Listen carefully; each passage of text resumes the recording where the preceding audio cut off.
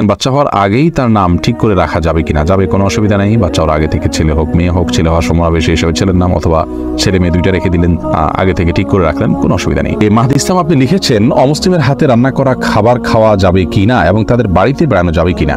অমুসলিমের হাতে রান্না করা খাবার খেতে কোনো নিষেধাজ্ঞা নেই। নবী রাসূলুল্লাহ সাল্লাল্লাহু আলাইহি ওয়াসাল্লাম ইহুদি মহিলার বাড়িতে দাওয়াত খেয়েছেন, বোঝা গেল যে তাদের হাতে রান্না খাওয়া যায় আছে। আপনি কি খাচ্ছেন সেটি হলো বিষয়। যদি খাবারটি হালাল হয় তাহলে অমুসলিমের হাতেও খেতে পারেন, আর যদি খাবারটি হারাম হয়, সেটা যদি কোনো ভালো ইমাম সাহেব, মক্কার ইমাম সাহেবও রান্না করেন, সেটা আপনার জন্য খাওয়া যায় হবে না। দেখতে হবে যে খাবারটা হালাল কি হারাম, সেটি হলো মূল বিষয়। জয়নাল মুশা আপনি লিখেছেন বিবাহের সময় ছেলেরা কি হাতে মেহেদি, আঙ্গুলে স্বর্ণ দিতে পারবে? মেহেদি এটা নারীদের ভূষণ, নারীরা দিবে, বিশেষ করে হাতে পায়ে, চুলে বা দাড়িতে ছেলেরা দিতে পারে। নবী রাসূলুল্লাহ সাল্লাল্লাহু আলাইহি ওয়াসাল্লাম এক নারীর হাত দিয়ে কিছু দিচ্ছিলেন, তো তার হাতে মেহেদি ছিল না। নবী রাসূলুল্লাহ সাল্লাল্লাহু আলাইহি ওয়াসাল্লাম বলেছেন যে এটা কি পুরুষের না মহিলার হাত? বলা হলো মহিলার হাত। তিনি বললেন যে মহিলার হাত কেমন, যে মেহেদি নেই?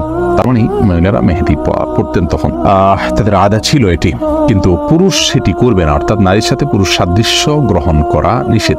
আর তাছাড়া সাজগোজ এটি মূলত নারীদের জন্য। সাজগোজ বলতে এই জাতীয় অতিরিক্ত যে সাজগোজ আছে সেটি, আর পুরুষও পরিপাটি হয়ে থাকবেন সেটি তো অবশ্যই